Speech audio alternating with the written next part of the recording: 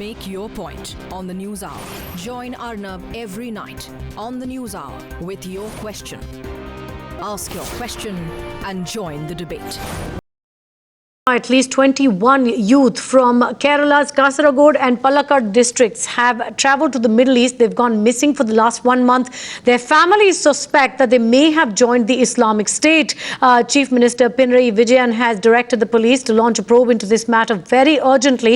But what is interesting is that some of these youth have met terror motivator Zakir Naik. In fact, the father of 2 of the missing youth has very specifically talked about his sons having met Zakir Naik.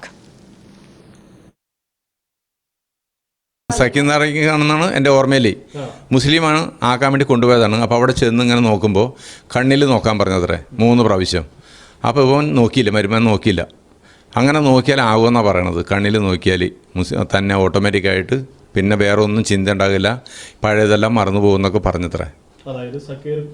ആയിരിക്കണം.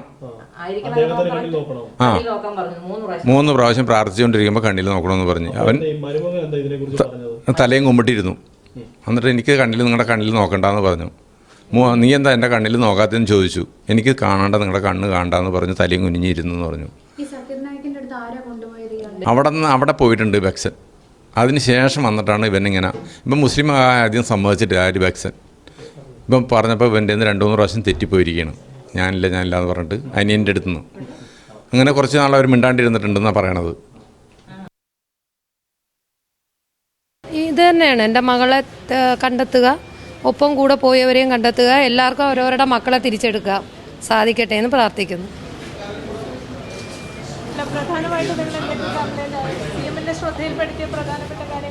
ഇത് തന്നെയാണ്, അതായത് ഇപ്പോഴും ഈ ഭാഗങ്ങളിൽ എറണാകുളത്തിന് അപ്പുറമുള്ള ഭാഗങ്ങളിൽ ഇതുമാതിരി കൺവേർഷൻ നടന്നു വരുന്നുണ്ട്. അപ്പോൾ യഥാർത്ഥ പള്ളികളിലോ ഒന്നുമല്ല നടക്കുന്നത്. കൺവേർട്ട് ചെയ്തവർക്ക് പോകാനായിട്ട് സെപ്പറേറ്റ് പള്ളികളുണ്ട്. ആ പള്ളികളൊന്ന് നിരീക്ഷണത്തിൽ എങ്ങനെയെങ്കിലും വരുത്താമെങ്കിൽ ഇനി ഭാവിയിലെങ്കിലും ഇതുമാതിരി നടക്കുന്നത് നമുക്ക് തടയാൻ കഴിയും. പറഞ്ഞിട്ടുണ്ട്. അതായത് എനിക്കിപ്പോൾ അറിയാവുന്നത് കോഴിക്കോട് ഒരു മാനാഞ്ചിറ മൈതാനിയുടെ അവിടെ ഒരു പള്ളിയുണ്ടെന്നാണ് ഞാൻ കേട്ടിട്ടുള്ളത്.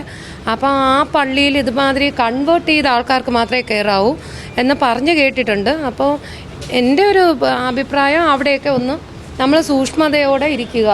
വീണ്ടും ഭാവിയിലും പല പെൺകുട്ടികളും പയ്യന്മാരും അത് മുഖാന്തരം വെളിയിൽ പോകാൻ സാധ്യതയുണ്ട്. അപ്പോൾ അതിനെല്ലാം നമ്മളൊന്ന് ഇനിയെങ്കിലും കുറച്ചൊന്ന് ജാഗ്രതയായിട്ടിരുന്നാൽ ഭാവിയിൽ ഒരമ്മയും കരയേണ്ടി വരില്ല.